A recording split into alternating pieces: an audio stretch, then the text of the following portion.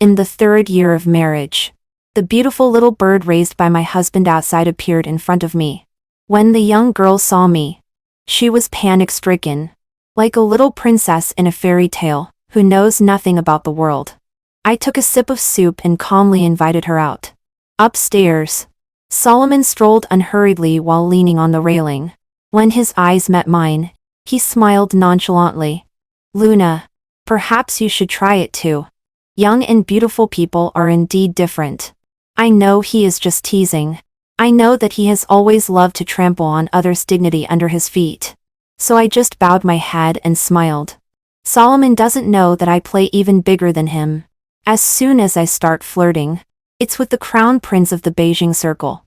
When I returned from socializing, the sound of a spatula gliding came from the kitchen. The light in the bedroom on the 2nd floor was still on. Solomon and I have been married for 3 years. He has never entered the kitchen. At midnight, the nanny has already gone home. My footsteps paused. I walked towards the kitchen. When I saw the busy girl inside, I was not surprised.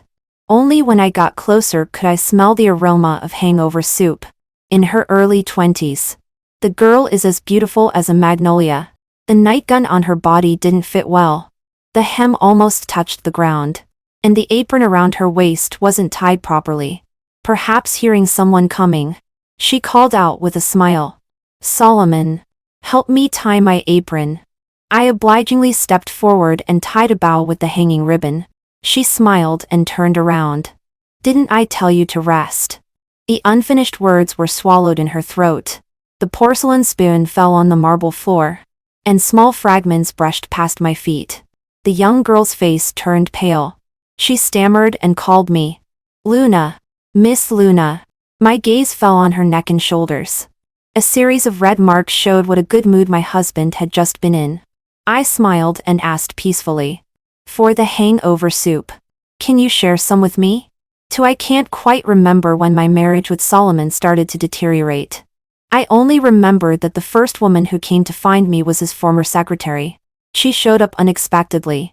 As soon as I opened the door, I saw 2 people intertwined on the sofa that Solomon and I had chosen together. When she saw me looking over, she pretended to be surprised and ran away. Her acting was so bad that if she were thrown into the entertainment industry, she would be hidden away for 50 years. I knew that Solomon was so drunk that day that he was unconscious. I also knew that she just wanted to take a big gamble while he was drunk. So later when she was fired by Solomon, I wasn't surprised. I have always had a good memory. At a glance, I recognized the girl opposite as Blair. Someone I met 4 months ago. That day when I drove to Solomon's company. In the pouring rain, Solomon picked her up by the waist. The subordinate beside him held an umbrella for them. I watched Solomon put her safely in the car. That scene was as beautiful as an idle drama. I took a sip of the hangover soup in the bowl and looked infuriately at the person standing by the table. Blair lowered her eyes. Her hands clasped together, and her fingertips were so forceful that they turned a little white. I spoke to chase her away. It's getting late. She was like a frightened rabbit, and suddenly looked up. I'll leave now. Miss Luna. Obedient, sensible, and knowing the current situation. No wonder Solomon kept her by his side for so long. She didn't say that she wanted to go up and take another look at Solomon. Nor did she say that she wanted to change into another set of clothes. She just obediently took her phone and walked towards the door. Halfway there, she suddenly turned back. Miss Luna. For the hangover soup. Please remind Solomon to drink it. Otherwise, when he wakes up tomorrow morning, his head will hurt again. I nodded and agreed. The moment the door was closed, the person in the bedroom slowly came out. Solomon's pajamas were loose and sagging. Most of the buttons were undone, revealing the beautiful muscle lines inside. I took a look and infuriately shifted my gaze away. You heard it. So I don't need to remind you. He responded and went downstairs while leaning on the railing. I haven't seen Solomon completely exposed for a long time. There have always been beautiful women around him. I haven't had a turn even after a whole round. The relationship between husband and wife is on the verge of collapse. Luna. He called my name in a low voice. His voice was gentle. I looked up. He looked at me and smiled. Perhaps you should try it too. Young people are always different. 3. I looked at his calm face and vaguely remembered the day of our wedding. Everyone had smiles on their faces and congratulated us on growing old together. Only my friend was expressionless the whole time when she was arranging my skirt in the dressing room. At the moment when the staff invited me to enter, she reached out and tucked a strand of hair by my cheek. Luna, she said softly. Welcome to the quagmire.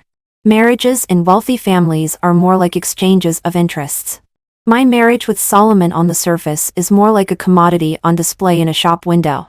Passersby will admire it as a perfect match. But no one thinks about what kind of inferior materials the black-hearted merchant has used under the exquisite appearance. Under the cover of money and power. True feelings seem so unremarkable.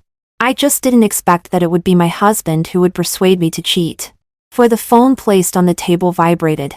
I looked down and saw a message sent to me by the young man. Solomon sat down opposite me. I got up and wiped my mouth with a tissue. I have something to do. I'm going out for a while. He responded faintly.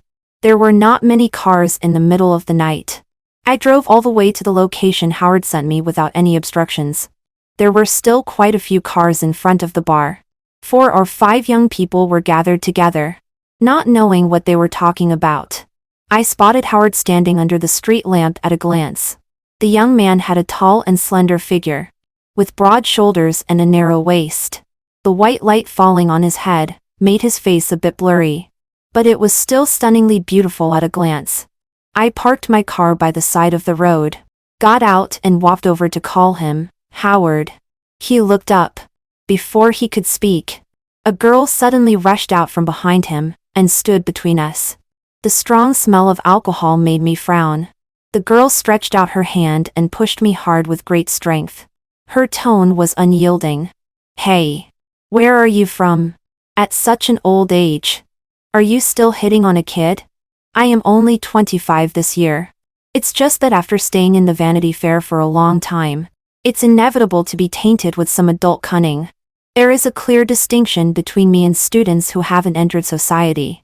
She looked me up and down and said in a contemptuous tone, You don't think Howard will like an old woman like you? Do you? I raised my eyebrows. Before I could speak, the person behind me grabbed her wrist first. The girl felt pain. 7 points of drunkenness sobered up to 3 points. Howard. She is my senior sister. Howard's voice was a bit chilly at night. The girl was stunned for a moment. Then she immediately lowered her head and apologized. I'm sorry. I didn't. I don't need you to interfere in my social circle. Classmate Xiao. We are not that familiar to this extent. He let go and said inferently, Perhaps you still need to find a teacher to teach you what courtesy is again. The girl's face instantly turned pale. I could almost hear the sound of a young girl's heart cracking. TSK. So pitiful. 5. I also met Howard in a bar. For the first time. The scandal surrounding Solomon backfired and fell on the two of us. The company's stock price was innocently affected. I still had to worry about handling his public relations. Under the feeling of boredom and frustration, I came to the bar alone for entertainment. The front desk was bustling with people. The bartender teased me with a smile. Maybe a Prince Charming will descend from the sky and save you from the fire and water. I didn't deny it. I got up and went to the toilet. When I came out, I happened to run into a confession scene in the corridor. Amidst the deafening music, I heard the girl at the corner shout with the loudest voice in her life, I like you very much. Can you let me be your girlfriend? I couldn't hear clearly what the young man said.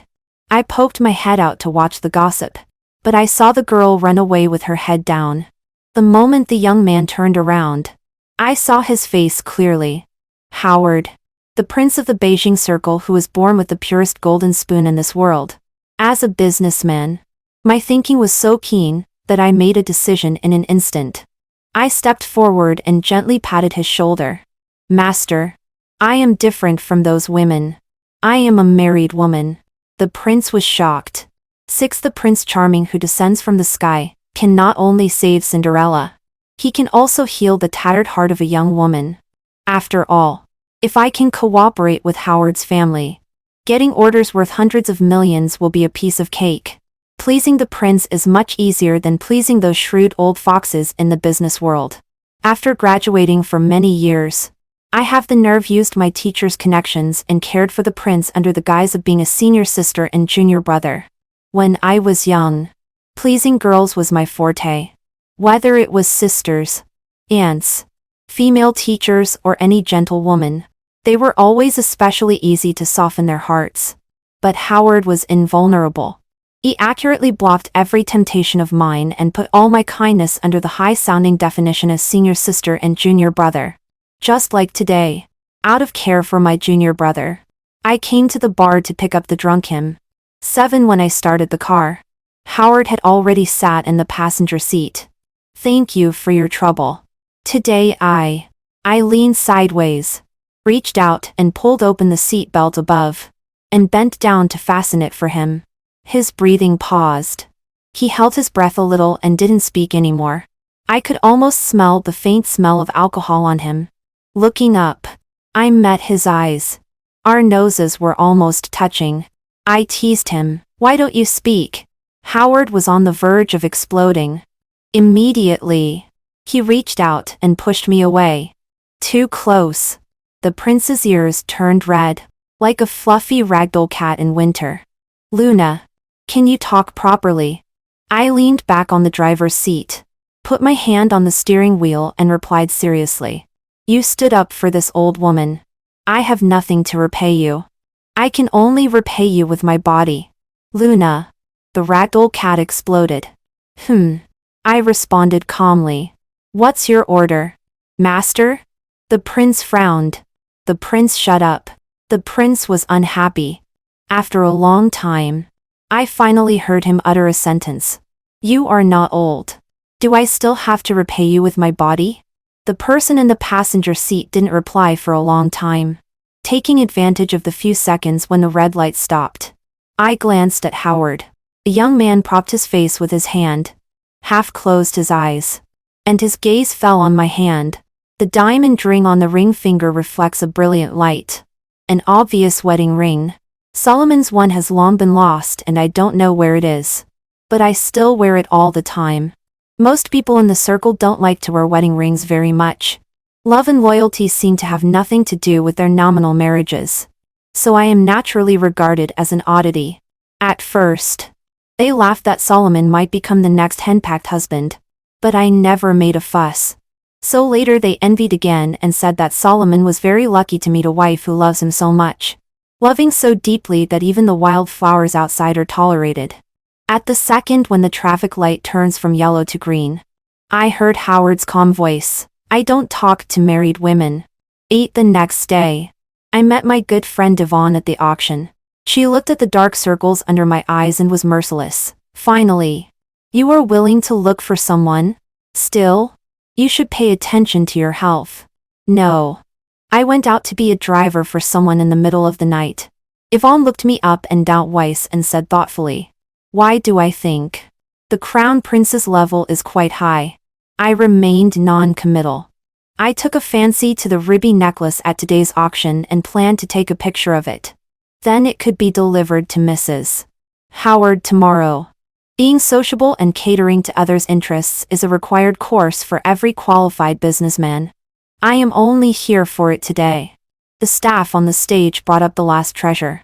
That intricate and exquisite necklace is shining and dazzling under the light. I was not in the mood to listen to his introduction. After the starting price was announced, I immediately raised my sign and made an offer. The auctioneer read out my offer. Someone in the venue immediately raised the price, inching up. 3 million. 3,200,000. 3,500,000. I thought for a moment and raised my sign again. 3,800,000. No one answered. Is there anyone else who wants to raise the price? The auctioneer said, 3,800,000 for the first time. 3,800,000 for the second. 4 million. Someone suddenly spoke up and interrupted him.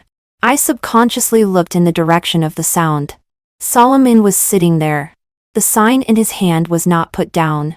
With his other hand, he put his arm around the girl beside him and looked at me with a smile. When Blair saw me looking over, she was a little frightened and shrank back into Solomon's arms.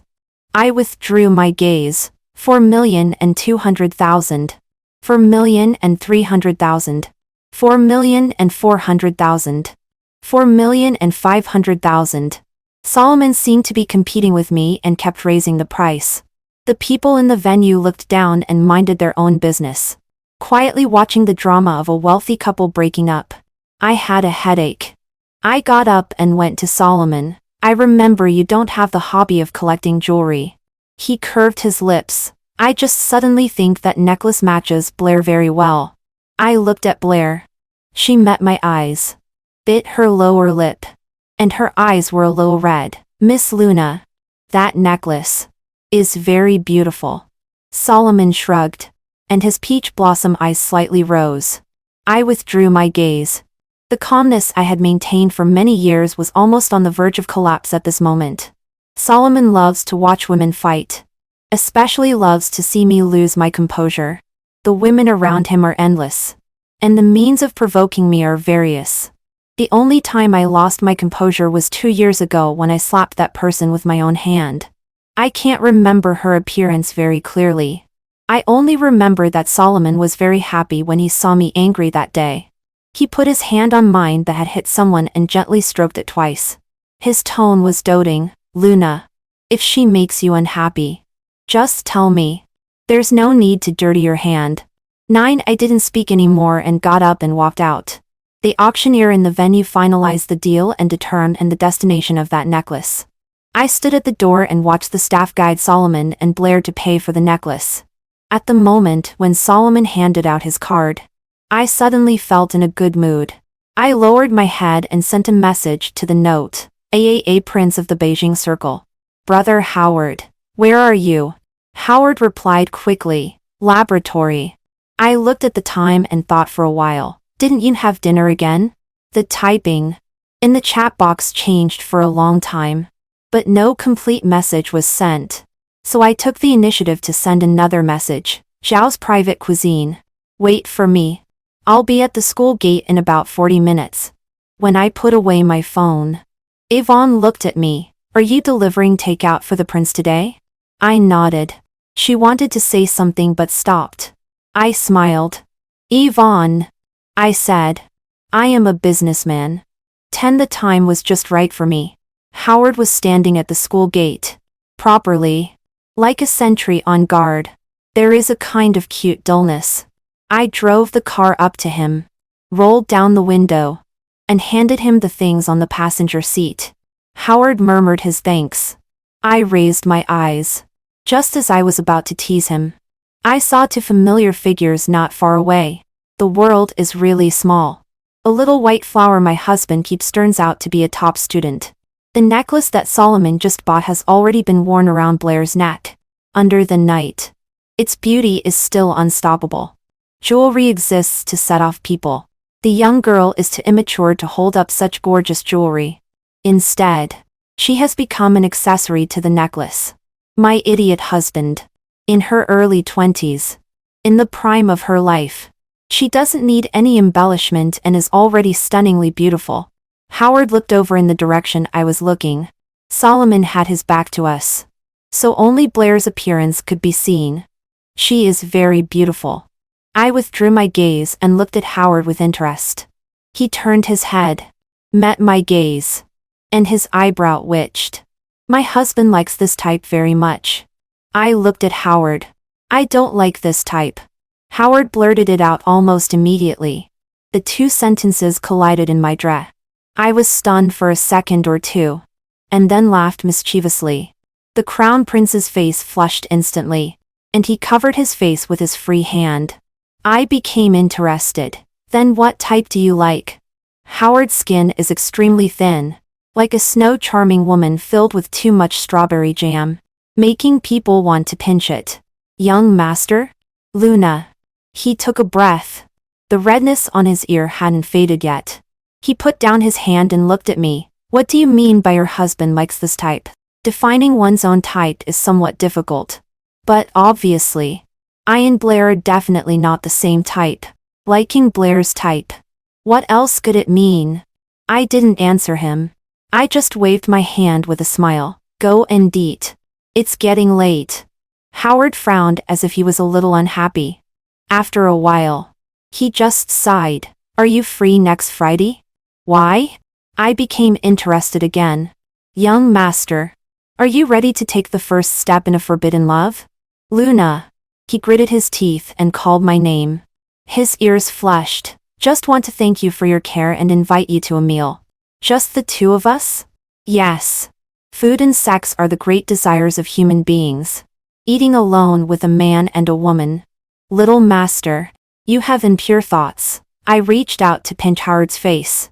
He couldn't avoid it in time and was poked in the dimple by me. He jumped away as if burned. So reckless, like a child. If you're not free, then forget it. Howard looked away from me. His tone awkward. Of course I'm free. I smiled. See you on Friday. 11. I thought Blair would come to me. I didn't expect her to come so quickly.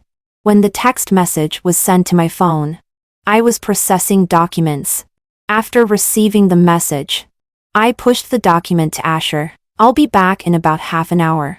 You preside over the first 5 minutes of the meeting. She nodded and agreed. I went downstairs, drove to the coffee shop chosen by Blair, which was not far from Solomon's company. When she saw me, she immediately stood up. Miss Luna. I nodded.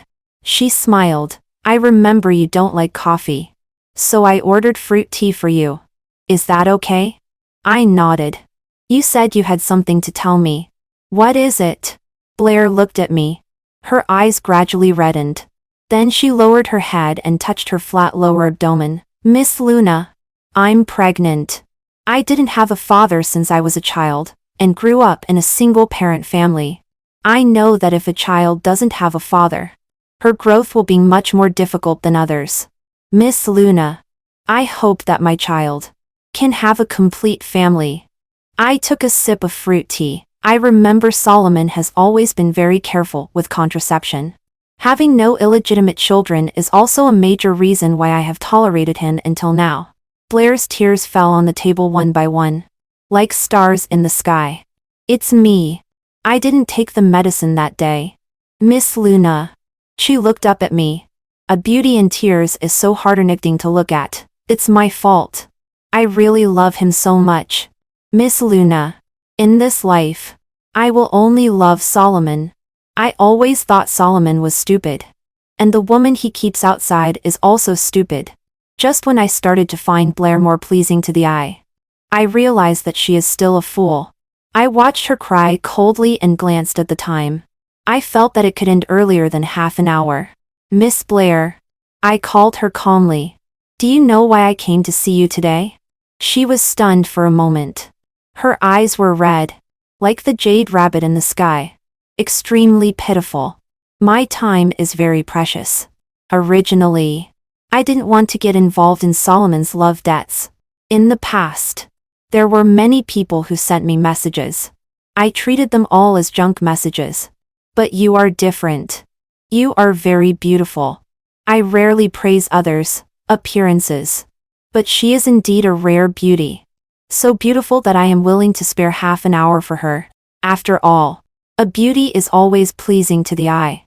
I took out a piece of paper, got up, put it on her face, and gently wiped away the tears from the corners of her eyes. Please, with your face, make Solomon divorce me. Okay? 12. The day Howard came to pick me up, he drove by himself. I looked at it several times outside and was instantly overwhelmed. I'll fight with you rich people. Calculating with people in the business field every day is still not as good as the young master who has everything as soon as he is born. Howard was a little amused. Don't you calculate yourself? I hesitated for a moment. Can I sit in the front passenger seat? Will sitting in the back make you look like my driver? Sit in the front passenger seat. When I was young, I heard people say that people will eventually grow into the people they hate the most. I spoke first. Howard replied to me while driving. Then what kind of people do you hate? The rich. The restaurant booked by the young master is very atmospheric. We sat down by the window and chatted casually. In the middle of the meal, a waiter pushed a trolley over. There was an unbaked cake on the trolley. I looked up in surprise. The young man met my eyes and smiled. Happy birthday. I don't know what to give you, so I just invite you to have a meal. I smiled. I know that people in the circle are all shrewd. And I also know that Howard's special status means that he must be very scheming. He may not fail to see my ulterior motives. The best way to bring two strangers of different genders closer is an ambiguous relationship that is ambiguous. But Howard can always step on the edge of that red line when being close, neither advancing nor retreating. It's not that he doesn't know what to give. It's just that compared to a gift that can exist for a long time, a meal can put our relationship in the right position. But why? If you hate someone, you can stay away. The identity of the young master means that there are very few people in this circle who can restrain him. I took a bite of the cake. Before I could speak, the lights in the restaurant suddenly flashed. The piano music in the center also became extremely romantic. Several waiters were holding flowers and pushing out a big cake with two lifelike little people inserted on it. I rested my chin on my hand and heard the waiters saying words like commemorating happiness, being happy, and loving each other until old age to the couple at the next table. It was very grand. I sighed. So happy. Howard looked over and his expression was a little complicated. Your husband, maybe, at home, has also prepared, such a surprise for you. He spoke in a stuttering way. I looked at him and smiled. Howard met my eyes. After a long time, he lowered his eyes as if avoiding. You really aren't curious about me. I teased him. I reached out and held his chin and pointed it towards the happy couple. One is Blair, whom he has seen. The other, well, my husband is right there. 13 at the moment. Howard got up. The wine glass on the table was almost knocked over by him. I reached out and grabbed his wrist. The young man's movement paused. He looked down and met my smiling eyes. The anger on his face softened by 3 points. For the first time, the lose one's composure young master didn't shake off my hand like avoiding the plague as before. I rested my chin on my hand and looked at him and smiled. Do you want to have a drink with me? 14, when I sent Howard to the hotel. In fact, I didn't drink much, and neither did he. But at the moment I was about to say goodbye, I suddenly heard him ask, Luna, the first day we met, that day, you went to the bar because of him, right? Howard was sitting on a chair, looking up and making eye contact with me without dodging. The cold white skin was flushed pink by the alcohol, but those eyes were like a night full of stars, extremely bright. Since the day I met Howard, he seems to have been rejecting others all the time. Indifferent. Noble. A child of a high-ranking family influenced by good family traditions. Only when facing me, occasionally a few traces of youthfulness would be revealed. Perhaps it's because the night is so beautiful. Or perhaps it's because the alcohol is intoxicating. Everything is telling me, now is the perfect time for heart-to-heart talks. I took a step forward and reached out. Howard didn't dodge. I smiled. My marriage is very unsuccessful. In fact, I've always known that he has someone outside. As long as it doesn't come to me, I always let him be. Everyone laughs at me for being stupid. He plays so wildly outside. And I still insist on wearing our wedding ring alone. The day I met you in the bar, the news of him going on vacation with someone else was released. Clearly it was his birthday. I was still stupidly thinking of waiting for him to come back and celebrate his birthday together. Unexpectedly, he already has someone to celebrate. I was very sad that day. After drinking too much, I thought, then why can't I? I looked at Howard, and suddenly my vision became a little blurry. The moonlight is quiet. Such a good atmosphere has the magic to turn lies into truth. Why am I the only one holding on? I stroked Howard's face. He was stunned for a moment. Luna, I said, and then I saw you. You are so special. You are different from everyone I know. You give me a sense of alienation. A very lonely feeling. Being close yet distant. I've heard many people say that they are lonely. But I think your loneliness is the real loneliness. I feel that deep down in your heart. There has always been only yourself. You have always been pretending. I lowered my head and our eyes met. So close that our breaths touched. The young man's face slowly turned from pink to red. Like a pressure cooker with a tightened valve. I choked up. Can you accompany me? Or? I leaned close to his ear and whispered. Give me a cooperation opportunity. 15. 16. I took 2 steps back, and almost burst out laughing in front of the young master. Howard's face was a mixture of expressions. It took him a long time to figure it out. His face was so gloomy that it seemed as if water could drip from it. Luna. The young man gritted his teeth and called my name. I responded with a smile. Watch less cheesy dramas. Young master. I waved my hand. Get some rest early. I'll pick you up and take you back to school tomorrow morning. Howard didn't speak and looked at me, grinding his teeth. I turned and walked out. Just as my hand was about to touch the doorknob, the person behind me suddenly moved. A faint smell of alcohol surrounded me. The young man's imposing body drew close to me. In the moment I was distracted. A well-defined hand passed through my waist and landed on the lock. Click. Oops. I went too far. The back of my neck was gently bitten by someone's teeth, as if to vent anger, leaving a slightly itchy tooth mark. Luna. Howard's voice was a bit hoarse, containing some indescribable meaning. It seemed like anger and indulgence at the same time. Another hand landed on my waist. You. I was pulled into a burning embrace. The young man's voice fell by my ear, with a hint of gritted teeth. Whether you want me or a cooperation opportunity, I'll give them all to you. There's only one condition. Tomorrow. Immediately kick your deadbeat husband. 17. Even a clay figure has a bit of temper. As I lay on the bed, my head, steamed by the heat, was in a daze and I thought. The moonlight by the bed fell. I curled my fingers, trying to grasp something, but someone with sharp eyes saw it and took the opportunity to squeeze into my fingers. Interlocking our fingers.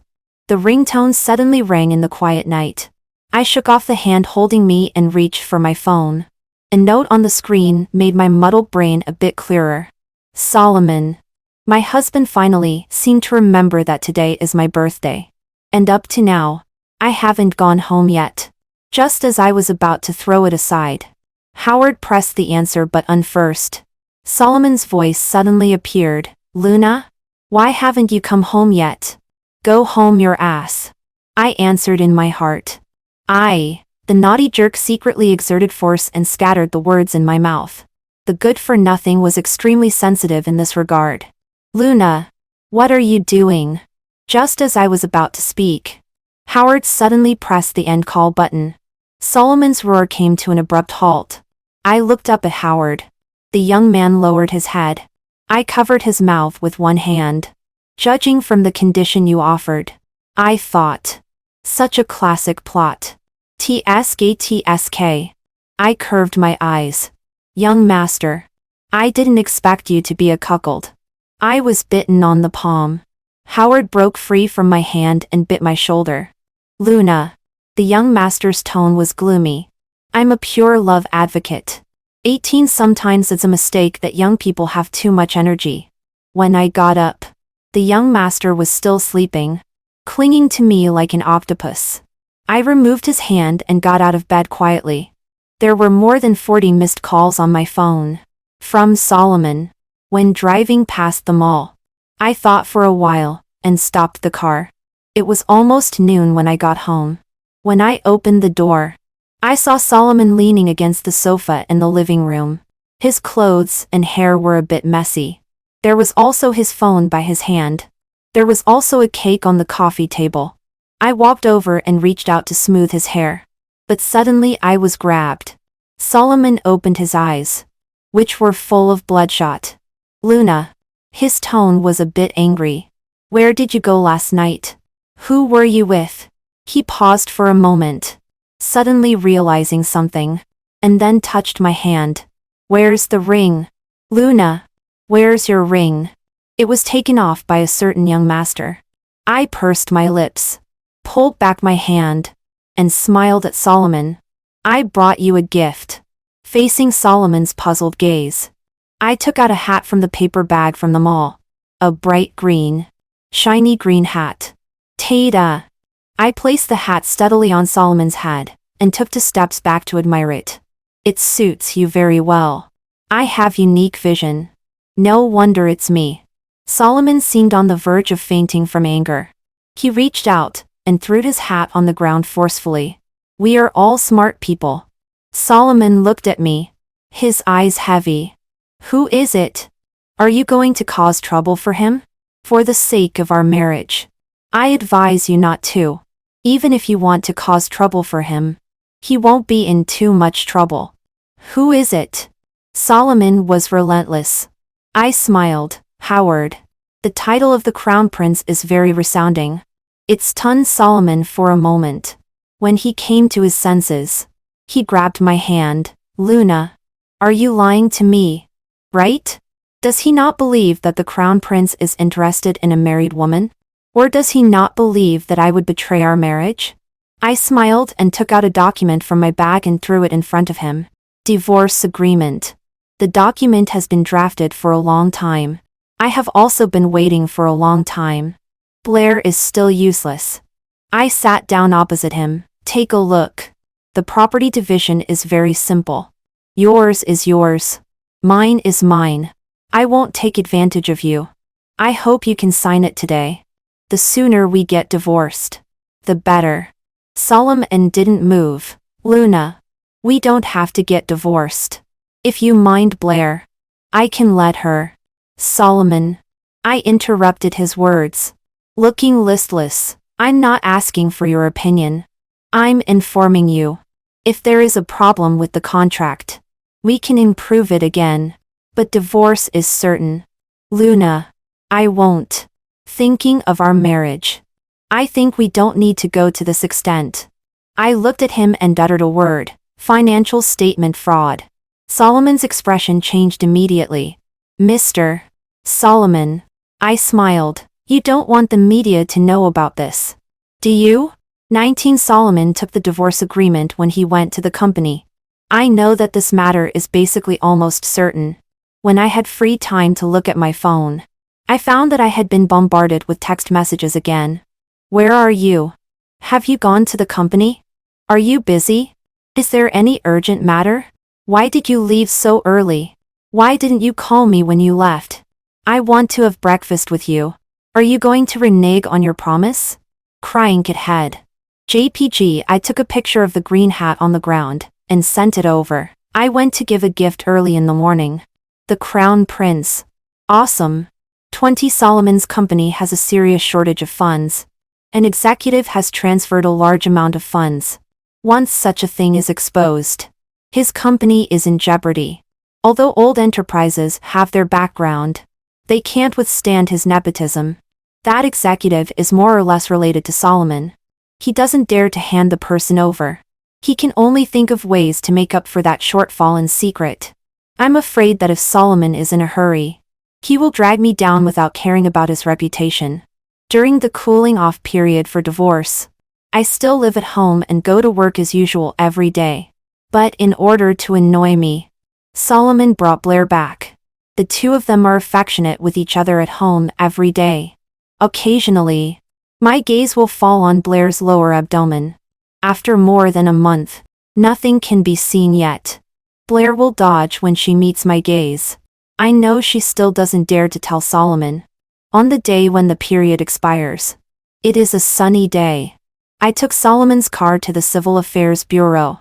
In those dozen or so seconds when waiting for the red light, the atmosphere in the car was so quiet that it was a bit depressing. Solomon suddenly spoke. There was no confrontation or sarcasm. Luna, if I didn't find someone from the very beginning, Would we? Could we have gone on forever? In fact, Solomon and I once had a period that could be called happy.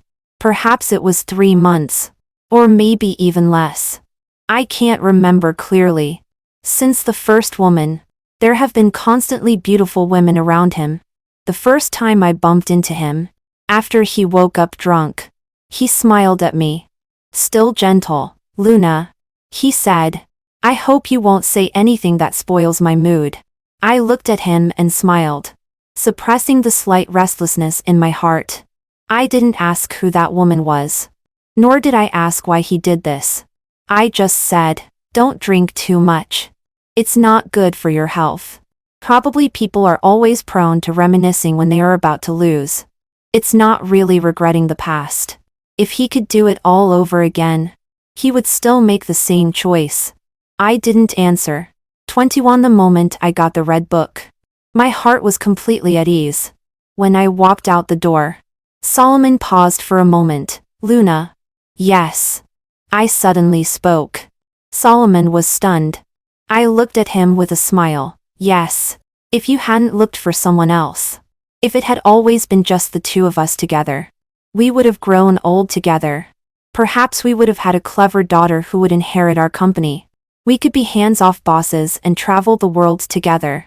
Perhaps in the end, when we are old and feeble, we would look at each other, calmly making a promise for the next life. I took a step forward, my eyes curving. I reached out and touched Solomon's tie. Just like when we were first married. I tied his tie for him. Solomon's expression was slightly touched. Luna. But you won't. I took a step back, avoiding his hand that wanted to touch me, and looked at him coldly. You won't. Solomon. I know you are hypocritical, selfish, conceited, promiscuous, irresponsible, and high-sounding. His face darkened little by little. I know you too well. Solomon. That's why I married you. I smiled. Rejoice. As soon as we divorce, you discover the true vicious and cold-blooded nature of your ex-wife. Solomon took a step forward and reached out to brush the hair by my cheek. His tone was gloomy. Luna. He said. People like you will never gain the true hearts of others. The former lover lowered his head and murmured, uttering the most malicious curse in the most affectionate tone. But who cares? Losing love is like a fish losing a bicycle. Suddenly, a harsh honking sound rang out on the roadway. I turned around and the young master was sitting in the supercar with a displeased expression. I took a step back and waved at him, sincerely bidding farewell. Goodbye. 20 to seeing me come in. Howard leaned over to fasten my seat belt. The young man stiffened his neck and didn't look at me at all. I bit his face. The young master was startled and almost hit his head on the roof, his earlobes turning red. You. Imitating you. I smiled. Jealous? The young master's tone was sour. You're divorced. Yet you still tie his tie. I kissed his face. Don't worry. There's no love left long ago. Howard looked up, looking at me eagerly. Like a little dog, who is sulking secretly but especially likes humans. I took out my phone and called Solomon's old rival. Since I promised Solomon not to tell the media, then whether others tell the media or not is beyond my control. 23 The news of Solomon's company was exposed, and rumors of the company's decline were rife. Solomon was extremely busy but refused to admit it to death. It wasn't until one afternoon when Asher knocked on the door of my office. She had a look of joy on her face. General Manager Luna. Their company has issued new shares. The fish has taken the bait. 20 For people who don't want to see each other again, don't bid farewell when they part. Solomon's company survived the first general meeting of shareholders amid public opinion. The company's conference room is clean and bright. Standing by the floor-to-ceiling window, one can see the people in a hurry below at a glance. I admired the beautiful scenery for a while and sighed deeply. The world is really a huge pancake fruit. The young master who insisted on coming along while wearing a mask and hat. I'll buy one later. Footsteps came from outside. The shareholders entered in a hurry.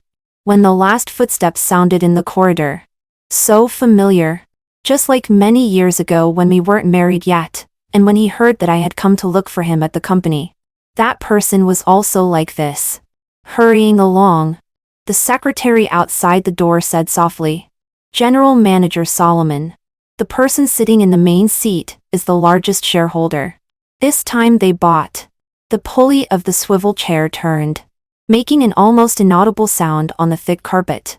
I turned around, put my hands on the conference table, and looked at Solomon with a smile, looking completely at ease. "Long time no see. Solomon. I didn't expect us to see each other again so soon." Solomon's expression almost cracked. 25 when we shook hands. He used almost 90% of his strength. And I didn't hold back either. My newly done manicure gave him a hard time. The meeting didn't go so smoothly because I was dedicated to finding faults with Solomon. It's not my fault. There are really too many loopholes in his company. Several times. Solomon almost couldn't maintain his expression when facing my questioning. The darker his face got, the better my mood became. When the meeting ended and the shareholders left one after another, someone wanted to exchange a few words with me, but Solomon intercepted them halfway. The man's tall figure blocked me. Solomon lowered his eyes. His gaze was deep, and his face was so dark that it could drip water. "Luna, you are really..." He ground his teeth. "Despicable and shameless." I stopped the young master behind me who was ready to act. I calmly patted the non-existent dust on Solomon's shoulder and said in a reprobative tone, "Solomon, this is your fault. How can business matters be called despicable and shameless? You can't hold on to the company." I looked at him and smiled, but there was a certain coldness in my eyes. "Then don't blame others. The business world is inherently ruthless, surrounded by wolves. Who knows who will bite whom in the back the moment they see a piece of fat? As I've said, I am a businessman." 26 When I left Solomon Company and sat down in the car, I suddenly caught a familiar figure at the gate. My hand was held. The young master took off his hat, and the broken hair on his forehead was slightly messy. He lowered his eyes, took a disinfectant wipe, and wiped my hand little by little, gently brushed over every inch of my fingertips. Outside the car window, the beauty was in tears like a pear blossom in the rain. It was stopped at the gate by the security guards. Blair was much haggard. Even so, there was an almost broken beauty. "Please, let me in. I just want to say a few words to the general manager of Solomon. I won't take long. Please." That beautiful face was full of tears. But the security guards were unmoved.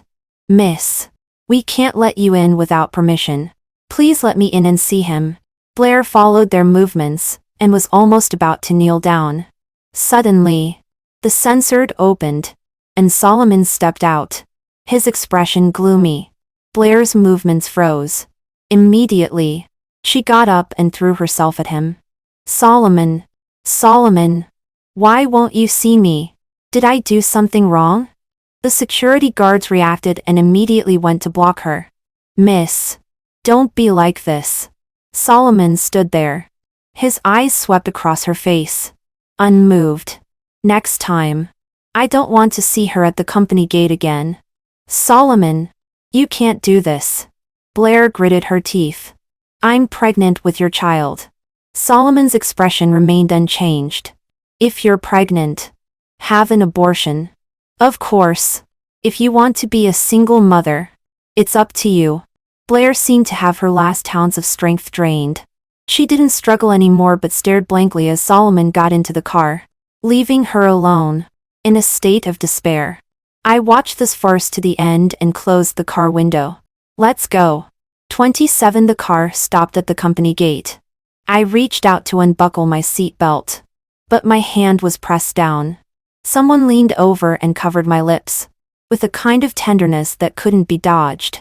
The pressed hand was instead held in the palm. A ring with body temperature encircled my ring finger, firmly fastened on my hand. When we separated, the young master's earlobe was like a jade of rosy powder. I spread out my hand and admired it, and found that it was a pair of wedding rings. Declaring sovereignty? The young master blushed like a child guarding his candy. You can't let me follow you without a proper status. I turned my head to admire his beauty and smiled. Aren't you afraid? Aren't you afraid that I will look for someone else? Young master. My voice was gentle. Businessmen value profit and are indifferent to parting. Howard looked into my eyes. Unflinching. In his eyes, a small me was reflected.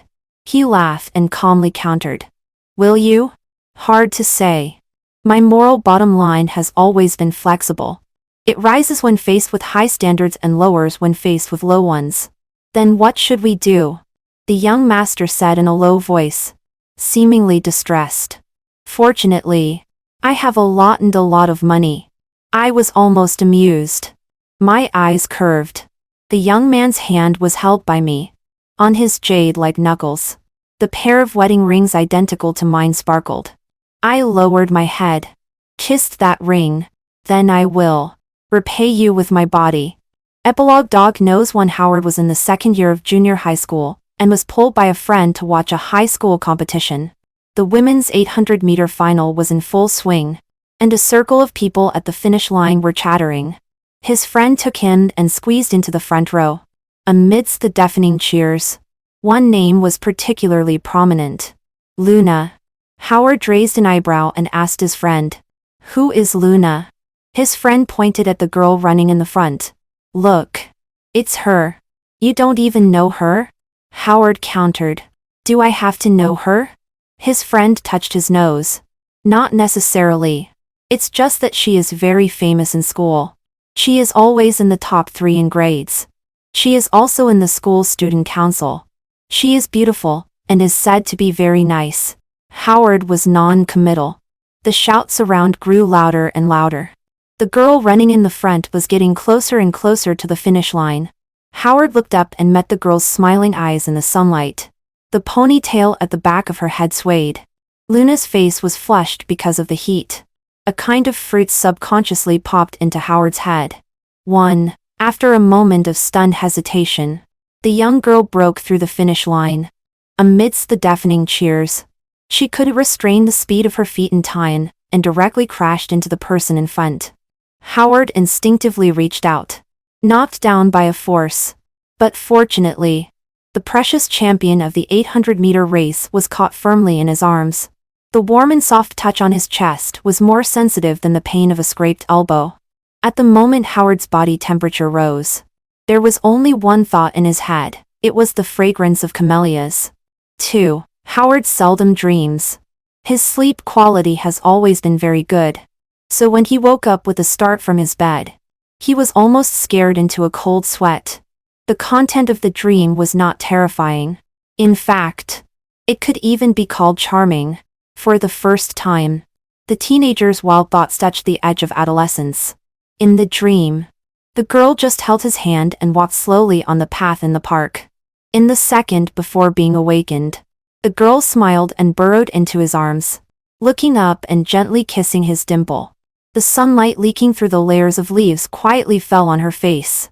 With a beautiful forehead and moth-like eyebrows, a charming smile and beautiful eyes, it was Luna's face.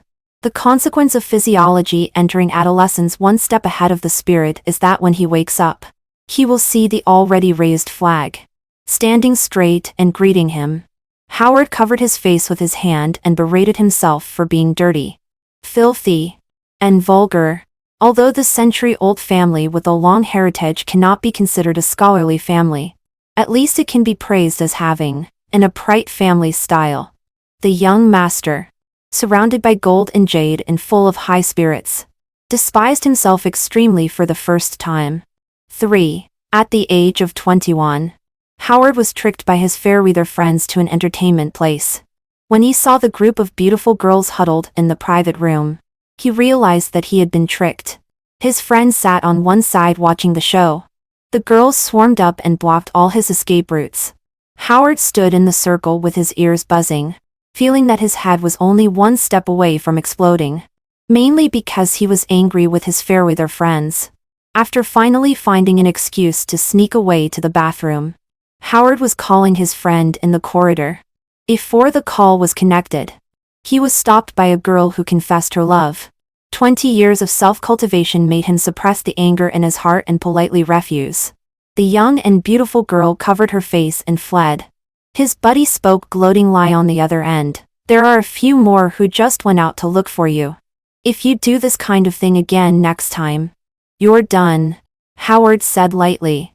The person on the other end finally realized that the young master's mood was extremely bad and soft, and his tone to apologize and soothe his good brother's mood. Howard didn't hang up the phone and listen to the person on the other end confessing. But his waist was suddenly encircled from behind. The fragrance of camellias spread from behind, vividly arousing all the senses of the young man. The voice falling by his ear carried some dust of time. But it was as familiar as an old friend who had just talked yesterday. The young master's adrenaline soared, as if two muscular giants, 1.9 meters tall, were beating drums crazily in his heart. The person behind him spoke with a smile in his tone, breathing softly by his ear. Young master, I'm different from those women. I'm a married woman. The long-dormant little deer almost crashed and died in his heart.